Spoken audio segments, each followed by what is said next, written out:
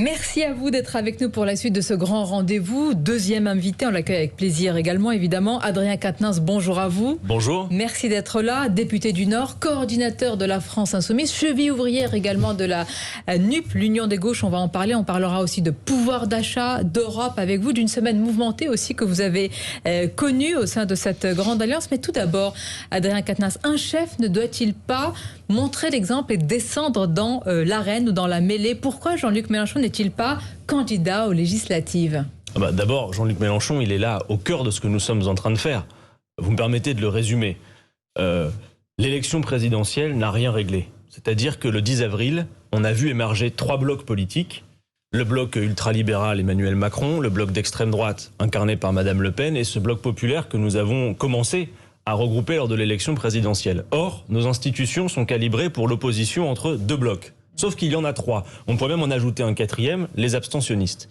Donc le second tour et sa nature, entre M. Macron et Mme Le Pen, a rendu impossible les ruptures écologiques, sociales, démocratiques qu'il faut opérer. Donc au sortir de cette élection, vous avez des millions d'électeurs qui sont sur le carreau, qui voulaient l'augmentation du SMIC, la retraite à 60 ans, le blocage des prix, la planification écologique, et qui se sont dit c'est terminé.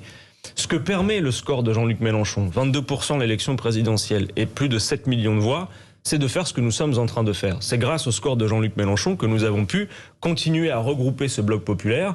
Et donc, pour résumer les choses, Jean-Luc Mélenchon n'a pas besoin d'être candidat aux élections législatives pour concourir au poste de Premier ministre, puisque d'ailleurs plusieurs Premiers ministres dans la Ve République n'ont jamais été députés. C'est le cas de celui qui est encore actuellement Premier ministre. Tous les Premiers ministres de la cohabitation l'ont été.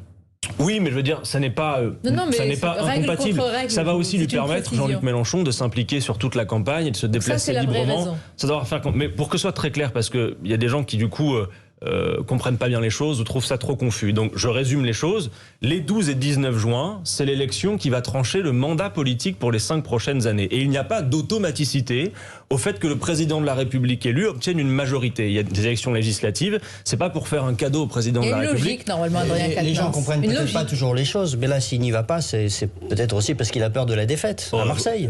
Vous pensez franchement qu'avec le résultat qu'il a obtenu dans sa circonscription, parce que Jean-Luc Mélenchon a fait 54% dans la 4e circonscription des Bouches-du-Rhône. Non, par contre, il passe la main sur ce territoire, sur cette circonscription, à mon camarade Manuel Bompard, parce que, disons-le aussi, Jean-Luc Mélenchon est de ses responsables politiques qui ont pris soin de prévoir la suite et d'avoir notamment une nouvelle génération et plusieurs visages de cette nouvelle génération très capables de faire le travail à l'Assemblée. Juste permettez-moi, M. Bocoté, donc de résumer.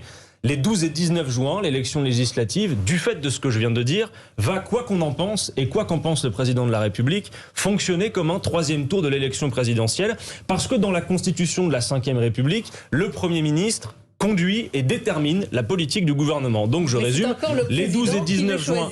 Oui, mais alors, bien sûr, vous avez raison, c'est Mabrouk, mais sauf que les 12 et 19 juin, si les Français élisent une majorité de députés de cette nouvelle Union populaire écologique et sociale, alors le Premier ministre sera issu de cette formation. Si Emmanuel Macron pense à vous. Non, mais je ne suis pas dans l'ironie. Bien sûr, mais nous sommes en accord au sein des différentes formations qui se sont associés dans le cadre de la nouvelle Union populaire pour que ce soit Jean-Luc Mélenchon. Est-ce qu'il n'y a pas un dernier tour de piste pour Jean-Luc Mélenchon? Non, il ne se présente pas une dernière fois. Si ça fonctionne, tant mieux, sinon au revoir. Le problème n'est pas tant de savoir Jean-Luc Mélenchon à Matignon. Quand on dit Élysée, Mélenchon, Premier ministre, évidemment, il y a un certain plaisir pour nous à voir Jean-Luc Mélenchon s'installer à Matignon, mais tout le monde comprend que ce n'est pas ça le sujet. Un peu quand même. À travers Mélenchon à Matignon, c'est le blocage des prix, parce que votre invitée précédente n'en a pas parlé, mais si vous voulez, aujourd'hui, qu'a-t-on sous les yeux? Une France dans laquelle, en un an, le prix des pâtes a augmenté de 44%. J'ai noté la semoule, les céréales, plus 32%, l'huile, plus 25%,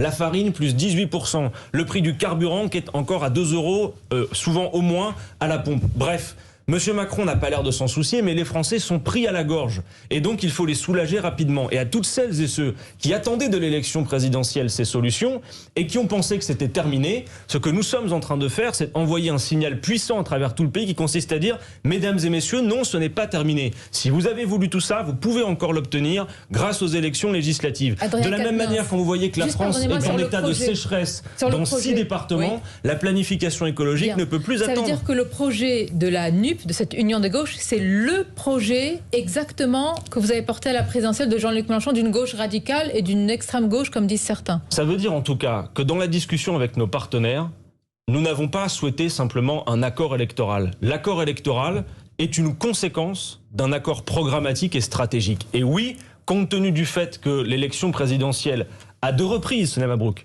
parce que quand c'est arrivé en 2017 qu'une gauche de rupture incarnée par Jean-Luc Mélenchon soit en tête, certains pouvaient se dire c'est un accident de l'histoire. Ça n'était pas le cas, mais quand ça arrive par 2 fois, on voit que le centre de gravité de ce camp-là, de ce bloc populaire, il est dans une gauche de rupture. Donc le programme qui est un programme gauche de rupture, partagé, pas extrême gauche, Adrien Quatennens. Non, pour la raison très simple que nous ne sommes pas l'extrême gauche. C'est ce que dit l'extrême droite, qu'elle n'est pas l'extrême droite. Écoutez, l'extrême droite, elle est l'extrême droite parce qu'il n'y en a pas d'autre. Une extrême gauche dans ce pays, et d'ailleurs, non mais ils sont respectables. Je veux dire, il y a des gens d'extrême gauche dans ce pays. D'ailleurs, certains soutiennent la nouvelle Union populaire. C'est par exemple le nouveau parti anticapitaliste, Lutte ouvrière, et ça n'est pas une insulte, c'est une caractérisation politique. Mais nous ne sommes pas l'extrême gauche. Et quand vous regardez un programme comme celui qui est un programme partagé de gouvernement que nous présentons, où il y a la retraite à 60 ans, le SMIC à 1 400 €, la planification écologique, c'est oui un programme de rupture. Mais d'une certaine façon, si vous reprenez les grandes heures de la gauche dans ce pays, eh bien, c'est un programme de rupture qui est à ce niveau-là. Permettez-moi de revenir sur les termes utilisés. Le Point, cette semaine, présente une sévère à l'endroit. Un instant. C'est génial. Mais un instant, Manuel Bompard qualifie le Point, le compare à Minute. L'utilisation, vous avez qualifié, Jean-Luc Mélenchon associe ensuite Le Monde à l'extrême droite. Alors vous avez parlé d'extrême droite. Pour vous, il suffit de vous critiquer en ce moment pour être d'extrême droite. Non, mais regardez, permettez-moi, parce que moi là, j'ai acheté le Point, alors en plus vous le diffusez. On le voit. Mais ceux qui nous écoutent l'entendront pas. C'est le meilleur des sondages, ça. Le déchaînement de haine de la presse de droite. Est-ce que le Point est d'extrême droite ? Écoutez, quand vous avez le Point, alors pour ceux qui nous écoutent, parce que c'est drôle quand même, qui met la vérité sur Monsieur Mélenchon, l'autre Le Pen, et qui écrit europhobie, nationalisme, charlatanisme. Je crois qu'ils ont oublié, je leur suggère, satanisme, mangeur d'enfants, que sais-je. Attendez, non, je vais vous dire une chose. Non, tout ça, vous pouvez prendre vos airs sérieux. Cette presse-là, fait un tweet cette presse-là, en qualifiant le Point de tract d'extrême droite. Qu'est-ce que vous croyez que c'est ? Vous avez lu le contenu ? Moi, je l'ai lu. Donc, vous savez quoi ? Je vais vous dire une chose. Vous, l'extrême droite commence au Point. Non, écoutez-moi, en fait, je m'en fiche. Ce que je suis en train de vous dire simplement... Vous qualifiez la presse, le Point, le Monde de tract. Mais ça, c'est pas de la presse. Franchement, lisez. Mais qui moi, je vais vous dire un truc. Le Point, c'est pas attendez, Nicolas Barret. Le Monde, c'est pas de la presse. Les journaux que vous avez là, c'est pas de la presse. C'est pas tous les jours que je vais le faire, mais volontairement, je vais faire de la publicité. Achetez ces 2 journaux, vous allez bien vous marrer, parce que c'est délicieux de caricature. Et je vais vous dire franchement, la trouille que cette nouvelle union populaire écologique et sociale inspire à ce genre de journaux et à la droite et l'extrême droite dans notre pays. Vous avez quand même une drôle de conception de la liberté de la presse. Mais ils sont accuser Le Monde, Le Point et Valeurs Actuelles de tract. Est-ce que je suis contre leur liberté ? Je suis en train même d'en faire la publicité tellement c'est drôle. Moi, ces 2-là, je vous le dis, je vais les encadrer tellement c'est plein de caricatures. Monsieur Quatennens, la question... C'est le meilleur des sondages. Écoutez-moi, si Jean-Luc Mélenchon arrive, disons... Non mais attendez, Sonia Mabrouk, juste d'un mot. C'est la première fois, mais elles seront très bonnes, il n'y a pas de problème. Écoutez, vu comment vous les qualifiez, on peut en douter. Mais c'est rigolo, j'ai le droit d'en rire. Eux, ils nous caricaturent incontestablement. Pas pour les journalistes du Point, pas pour les journalistes du Monde. C'est de bonne guerre. Ce que je veux dire simplement, c'est que c'est la première fois que nous abordons, et c'est neuf pour nous, une élection dans la position de favori. Alors je sais qu'il y en a, peut-être comme vous, que ça ne réjouit pas, mais c'est la première fois. Pourquoi vous nous mettez dans cette catégorie, monsieur Quatennens ? Mais je sais pas, parce que la manière dont vous ne supportez pas... Non mais écoutez, c'est vous qui ne supportez pas la critique de la presse. Je les supporte tellement que je viens en faire la publicité sur votre plateau avec les 2 unes. Pour m'en moquer, parce que c'est mon droit. Enfin, regardez, franchement, cette une, elle est drôle. Tellement elle est pleine de caricatures. D'ailleurs, la une du Point, le photographe, pour reprendre, puisque vous voulez absolument qu'on soit très sérieux, le photographe qui a fait le portrait de Jean-Luc Mélenchon s'est désolidariser de la rédaction en disant j'ai fait ce portrait de Jean-Luc Mélenchon et quand je vois les absurdités qu'il y a à côté... Il suffit de ne pas être d'accord avec vous pour être considéré d'extrême droite. Il suffit de ne pas être d'accord avec vous pour être mis dans un... Vous venez de nous dire, c'est vous aussi, ça vous réjouit. Non, il y a des gens qui ne sont pas d'accord avec moi, avec nous, qui ne sont pas d'extrême droite. Donc extrême droite, c'est un qualificatif. Je ne suis même pas en train de vous dire que le Point est d'extrême droite, juste qu'ils sont ridicules de caricature, c'est tout. Mais certains l'ont dit. Non mais écoutez, franchement, que chacun lise et chacun se fera un avis. Maintenant, encore une fois, je crois que ça ne passionne pas celles et ceux qui nous écoutent, qui ont peut-être besoin que la vie change et qui s'intéressent assez peu à notre appréciation respective de la presse. Par contre, ce que je peux vous dire, c'est que c'est la première fois que nous abordons une élection comme favori, que la dernière fois en 2017, C'est pas Mabrouk... plutôt Marine Le Pen qui est en tête? Ah, pas du tout. Dans les sondages... Après la présidentielle, c'est quand même elle qui... Alors, pardon de vous perturber, Monsieur Barret, mais dans toutes les enquêtes d'opinion et les sondages pour les élections législatives des 12 et 19 juin, dont nous venons ensemble de résumer les enjeux, c'est la nouvelle Union populaire écologique et sociale, ne vous en déplaise éventuellement, qui est en tête de tous les sondages. Et j'insiste sur le fait que la dernière fois, en 2017, Emmanuel Macron a eu une majorité absolue avec 32% au premier tour. Et que certains de ces sondages nous donnent à 34%. Donc je dis à toutes celles et ceux qui attendent que la vie change, si vous renouvelez vos votes du mois d'avril au mois de juin, nous arrivons au gouvernement. Sur le fond, c'est important. Le Point fait cette comparaison parce qu'il y a aussi cette comparaison avec Marine Le Pen, il y a des points de convergence quand même. Sur le pouvoir d'achat, vous avez la même logique sur le pouvoir d'achat. Elle a des propositions. Mais en Elle quoi a des propositions? Oui, Marine Le Pen. Lesquelles? Écoutez, allez-y, sur les prix. Non, mais vous avez suivi la présidentielle, je ne vais pas refaire le débat. Mais je vais vous répondre, mais dites-moi lesquelles. Elle n'a pas des propositions sur le pouvoir d'achat. Elle a été perçue en partie, et je dis à travers les sondages, là, comme vous la avez candidate raison. du pouvoir d'achat. Là, vous avez raison, Saint-Luc. Elle est perçue en partie. Ah oui. Et il est vrai que dans ce pays, pour une raison qui m'échappe totalement, il y a des gens qui se figurent que Madame Le Pen va solutionner leurs problèmes du quotidien comme le pouvoir d'achat. Or, dans son programme, je vous le dis et je vais vous l'expliquer et l'argumenter. Je vais pas vous faire. Ok, j'allais le faire. Vous allez me dire que je suis le tract. Mais si vous voulez présenter le tract de Madame Le Pen, faites-le, mais je peux le faire à votre place. Posez la question, ne soyez pas de mauvaise foi, Monsieur Supportez Quatennens. donc la réponse. Mais supportez Madame les Le questions. Pen, par exemple, sur les prix. Arrêtons-nous à l'instant là-dessus, parce qu'on me parlait des prix. Que propose-t-elle? Madame Le Pen, elle propose la baisse de la TVA. C'est-à-dire, elle propose en quelque sorte que ce soit l'État, sur l'État que repose la charge de soulager l'usager, le bénéficiaire, le client. D'accord? Mais dans le même temps, ce que Madame Le Pen ne dit jamais, et que vous avez peut-être vu, c'est que pendant que les Français sont serrés à la gorge, que les prix augmentent, vous avez peut-être vu cette semaine aussi que le CAC 40 vient d'annoncer 80 milliards de dividendes aux actionnaires pour l'année 2021, soit, Sonia Mabrouk, une augmentation de 84%, d'accord? Madame Le Pen n'a rien à en dire. C'est-à-dire qu'à la différence de nous qui proposons le blocage des prix, ça veut dire la course au profit et les dividendes vers ces actionnaires quand la masse du peuple souffre, c'est terminé. C'est plus que des nuances. Madame Le Pen est l'autre candidate, elle ne l'est plus, mais elle était l'autre candidate des riches dans cette élection. Madame Le Pen vient sur vos plateaux, elle est contre l'augmentation des salaires. Madame Le Pen est contre l'augmentation du SMIC. Madame Le Pen est contre le dégel du point d'indice. Pour le point, j'avais eu l'occasion, j'avais eu l'occasion de dire, Mathieu Bock-Côté, lors de la campagne présidentielle, que Marine Le Pen, c'était en quelque sorte du macronisme repeint en bleu marine, c'est-à-dire, grosso modo, économiquement, d'ailleurs on l'a vu dans leur débat télé, sur le pouvoir d'achat, ils étaient assez convergents. Moins, effectivement, les obsessions identitaires de Madame Le Pen. Mais en tout cas, ce qu'il y a de sûr, c'est que nous n'avons rien à voir avec ça.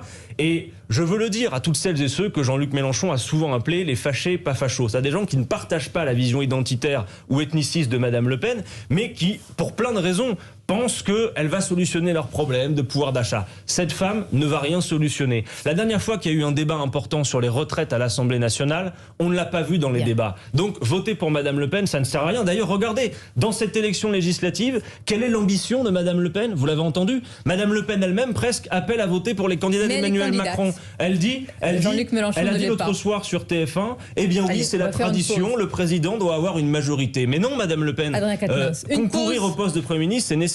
Les gens vont pas sortir d'enthousiasme pour aller voter, simplement pour vous offrir un groupe à l'Assemblée. Par contre, pour mettre Mélenchon à Matignon et appliquer ce programme, ils vont le faire. Eh bien, une pause, comme ça vous permettra de reprendre votre souffle, et nous également, et de continuer d'évoquer d'autres sujets, évidemment pouvoir d'achat, mais aussi une semaine mouvementée pour l'Union des gauches, et on se retrouve dans quelques instants. Et notre invité, le coordinateur de la France Insoumise, député du Nord, candidat aux législatives, cheville ouvrière justement de l'Union des gauches appelée la NUP. À ce sujet, Adrien Quatennens, il y a une semaine mouvementée après les révélations d'accusations d'agression sexuelle à l'encontre de Taha Bouaf, proche de la France Insoumise, qui devait être investi aux législatives. Un comité de suivi de votre parti s'est chargé de suivre cette affaire. Et on s'interroge, est-ce que chez les Insoumis, la justice se fait entre soi ?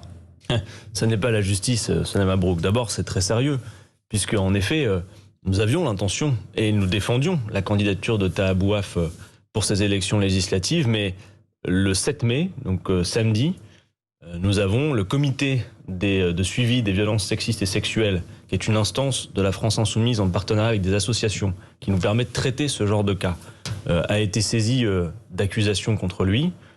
Ça s'est passé le samedi 7 mai et nous avons appris que 2 jours plus tard, le 9 mai, il a été confronté aux accusations contre lui. On lui a fait savoir que la France Insoumise se réservait le droit de ne pas l'investir et de lui-même, il a fait le choix de renoncer. Donc tout de même, les choses ont été traitées en 5 jours. Ça n'est pas de la justice, c'est de la politique. Parce que nous avons des décisions politiques à prendre. C'est pas à la justice de s'occuper de tel cas, c'est la politique. Notre tâche à nous, c'est d'accompagner les femmes qui prennent la parole et, si elles le souhaitent, de les accompagner pour des démarches judiciaires. Pourquoi vous ne les encouragez pas, Adrien Quatennens? J'allais dire, c'est l'essence même du combat. À aller en justice. Oui. Bien sûr. Mais nous les encourageons, nous les accompagnons. Vous dites que l'affaire est réglée en 5 jours. Elle est réglée politiquement. C'est-à-dire que Taha Bouaf n'est plus candidat pour les élections législatives. Et d'ailleurs, Sonia Mabrouk, juste d'un mot, nous ne nous substituons pas à la justice. La justice doit faire son travail. Nous devons protéger la parole de ces femmes et les accompagner si c'est nécessaire. Et je veux saluer le travail, difficile travail, Sonia Mabrouk, qui a été réalisé par ce comité de suivi, et notamment par Clémentine Autain, parce que c'est un travail difficile. Donc, on est vraiment un peu étonnés. Oui. Non. Et d'ailleurs, on a entendu chez certaines des partisans de la France Insoumise qui disent la justice, globalement, peut-on encore lui faire confiance? Donc, on prend le problème en charge par nous-mêmes. Non, vous comprenez pas. Qu'est-ce qui m'échappe? Ce qui vous échappe, c'est simplement que nous faisons de la politique. Donc, nous investissons des candidats à des élections. Et qu'évidemment, nous devons être vigilants sur qui nous investissons. Les autres partis font aussi de la politique comme vous. J'y viens aux autres partis, vous allez voir que c'est intéressant d'ailleurs. Non mais il y a 2 choses en fait. En fait, vous voulez rassembler 2 choses qui sont distinctes. La justice, si ces femmes décident de saisir la justice, doit faire son travail, ça appartient à la justice et ça appartient à ces femmes. En attendant, quand il y a d'éventuelles responsabilités politiques qui sont confiées à des personnes et que des femmes viennent saisir le parti politique ou la formation politique pour dire il y a un problème, bien on étudie le cas et supporter qu'au moment où on parle d'investiture pour les élections législatives, uniquement politiquement, ce n'est pas de la justice, c'est de la politique. Oui, mais le mouvement, mais oui, je le crois, mais ça doit être leur liberté totale. C'est-à-dire que c'est un choix. Et nous, notre travail, en tout cas le travail de cette cellule, c'est de les accompagner et de les respecter, y compris d'ailleurs, Nicolas Barré, y compris d'ailleurs, dans la discrétion qui est parfois requise. Vous savez que nous avons communiqué sur le sujet parce que la presse a sorti des informations, mais ces femmes, au départ, ne souhaitaient pas que ces informations sortent dans la presse. J'allais dire franchement, qu'une organisation politique se saisisse de plaintes, éventuellement, qui peuvent aboutir, c'est assez sidérant. Non, mais encore une fois, peut-être ne fais-je pas assez preuve de pédagogie, mais vous êtes dans une confusion. Ces femmes, si elles souhaitent donner suite judiciaire, iront porter plainte. Mais Clémentine Autain elle-même dit la justice est défaillante. Donc vous voyez bien qu'elle entretient une espèce d'ambiguïté là-dessus. Excusez-moi, je voudrais répondre à la question de Sonia Mabrouk, si vous me le permettez. Ces femmes ont saisi un comité parce qu'elles ne souhaitaient pas voir Taha Bouaf investi et éventuellement devenir député. D'accord? Et donc ça, c'est de la politique. Et ça, c'est de notre ressort, Sonia Mabrouk. Et ça a été traité en 5 jours de manière exemplaire. Et d'ailleurs, des associations ont salué la manière dont cela a été traité.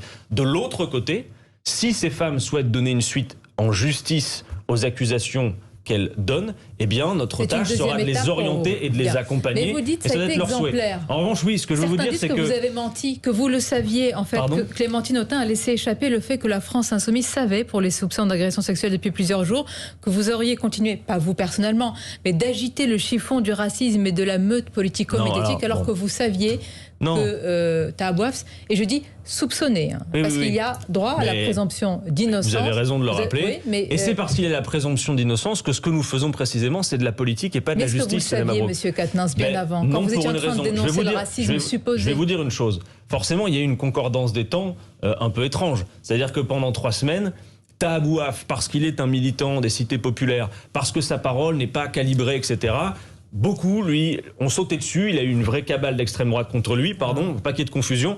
Mais c'était avant. Mais c'était attendez, mais une femme d'arabe de service. Attendez, il n'est plus candidat, donc ne vous acharnez pas. Non, vous l'avez défendu à ce moment-là en disant que c'était du racisme de dire cela. Sinon je réponds pas à vos questions. Vous me posez des questions, laissez-moi vous y répondre. Donc à ce moment-là, nous défendons sa candidature parce que c'est nous qui choisissons nos candidats et pour des raisons politiques et nous les défendons. En revanche, dès lors qu'il y a eu cette saisine du comité de suivi, eh bien le comité s'est mis en place, a fait ce que je viens de résumer, et ensuite une décision a été prise. Mais je veux vous dire, Sonia Mabrouk, et insister là-dessus, c'est que, y compris si Clémentine Autain a eu une forme de discrétion sur la nature des accusations qui étaient portées contre Taha Bouaf, c'est parce que, d'abord et avant tout, ce qui doit primer dans ce genre de cas, c'est la parole et la volonté de ces femmes qui ne souhaitaient pas participer aux mises en cause dont Taha Bouaf faisait l'objet. Voilà. Bon, Monsieur après, c'est important comme question. Je pense que les choses ont été résumées, sauf si vous voulez assumer l'idée que dans une émission d'une demi-heure, vous consacriez la moitié à cette situation. Par contre, moi j'ai une chose à vous dire si vous le supportez. C'est que si toutes les formations politiques, Chanel Mabrouk, agissaient par rapport aux violences sexistes et sexuelles avec autant de réactivité la justice de et notre d'organisation. Pays, Quatennens. On doit être fier de cette justice et l'encourager à écouter ces femmes et ces femmes à porter plainte. En fait, vous refusez de m'entendre sur le fait que vous faites une confusion. Je vous le redis, nous ne confondons pas la justice qui doit pouvoir faire son travail et la politique. Les investitures aux élections législatives, ça n'est pas la justice d'en décider, vous êtes d'accord? Les investitures aux élections législatives, c'est aux partis politiques d'en décider. Et c'est dans ce cadre-là, d'investiture ou non à des élections, que nous avons pris une décision politique. Alors je pose une question plus clairement. Est-ce que revanche, après, il y a la question... qui est attaché à ce combat, comme on l'est tous pour ces femmes, est-ce que publiquement, officiellement, en respectant leur choix, vous les encouragez à porter plainte? Bien sûr, bien sûr, je les encourage, mais c'est leur liberté et leur choix passe pour moi au-dessus de tout. En revanche, permettez-moi de dire ce que j'avais l'intention de dire, c'est qu'on a beaucoup parlé de cette affaire et on a beaucoup parlé de Taha Bouaf, mais vous devriez, si vous le voulez bien, passer un peu de temps et je vous propose 30 secondes de loupe sur les investitures qui sont réalisées du côté de chez M. Macron. Parce que par exemple, dans la même circonscription que celle où Taha Bouaf a du coup renoncé, vous avez dans la 14e circonscription du Rhône, M. Yves Blin, qui fait l'objet d'une plainte pour harcèlement sexuel. Je n'ai pas vu qu'on s'en saisisse autant. Je continue si vous le supportez aussi. Vous avez en Dordogne, investi par M. Macron, M. Jérôme Perra, condamné pour violence conjugale. Et je pourrais parler de M. Benoît Simian, qui lui n'a pas été réinvesti, mais qui faisait l'objet qui était poursuivi pour harcèlement. Ça ne veut pas dire qu'il ne peut pas... C'est tout à fait évidemment condamnable, mais ça ne veut pas dire qu'il ne peut pas être candidat. Ce que je veux dire simplement, c'est qu'on ne peut pas nous reprocher à nous de ne pas avoir fait correctement les choses. Voilà. Et si tous les partis politiques se saisissaient de la question des violences faites aux femmes de la même manière, avec un même niveau d'organisation, alors on s'en tirerait tous bien mieux, je le crois. Une dernière question, Mathieu Bock. La question du Burkini est de retour dans l'actualité aujourd'hui. Les grandes questions. Vous voyez, Eric Piolle, Mathieu Bock-Côté. Eric Piolle, c'est pas Mathieu Bock-Côté. J'ai envie, pardon de vous dire que j'ai envie de me moquer un peu de vous, comme je me suis moqué du Point et de Valeurs Actuelles. Parce que, vous voyez, on a 30 minutes d'émission. Les gens nous disent, alors, la retraite, c'est 65 ans ou 60 ans? Alors, le pouvoir d'achat, et Monsieur Bock-Côté arrive avec les gros sabots et le Burkini, franchement. Il s'appelle Eric Piolle, il vous soutient, je ne suis pas maire de Grenoble, il l'est, et il considère que le Burkini est un progrès social. Il est dans votre majorité, il est dans votre coalition, pardonnez-moi, est-ce que pour vous c'est un problème? Je ne suis pas certain que ce soit un progrès social, et d'ailleurs je ne suis pas certain qu'il nous appartienne à nous autres, les politiques, de décider d'éléments qui, à mon avis, sont de l'ordre du règlement intérieur des piscines municipales. Parce que, pardon de vous dire en revanche... C'est une question de règlement intérieur de piscines municipales de Burkini. Évidemment. C'est pas un symbole islamiste. Peut-être qu'en effet, c'est un symbole communautaire. Mais ce que je veux dire, c'est qu'en fait, encore une fois, souvent, il y a de la confusion.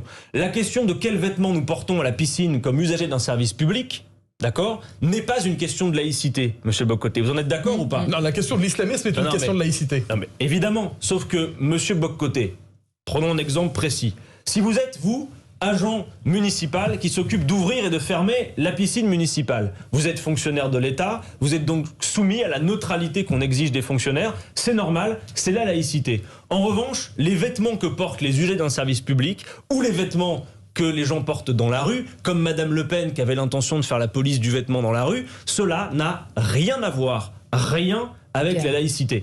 En revanche, c'est vrai, je déplore qu'il y ait tant de salive et d'encre consacrée dans le débat politique à quelque chose qui est pour moi en effet... du ressort d'un règlement intérieur et des questions d'hygiène, notamment dans une piscine municipale. Voilà. Nous avons eu l'occasion de balayer différents sujets. Merci en tous les cas d'avoir été notre invité pour ce grand rendez-vous. Merci à mes camarades Mathieu Bock-Côté et Nicolas Boré. Très bon dimanche à vous sur nos antennes communes.